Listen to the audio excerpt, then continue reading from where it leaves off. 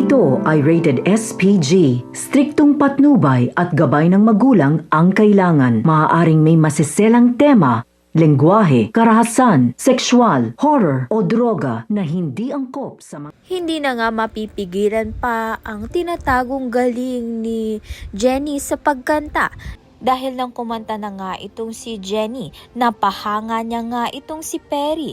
Hindi nga lang si Perry, pati nga rin ang kasama nga niya sa mga mangingisda. Kaya naman nga't nagkaroon ng lakas ng loob itong si Jenny na ipagpatuloy ang kanyang pangarap sa pagkakanta. Sa kabilang banda naman nga, ito ngang si Megan ay nag-quit na nga sa girl group nga nila dahil hindi nga siya pinapansin at hindi nga siya ang leader.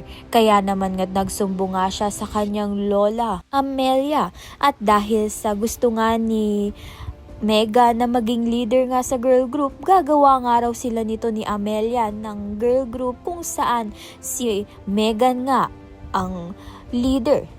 Kaya naman nga't yan at iba pa ang dapat nating pakaabangan. Maraming salamat sa iyong panunood.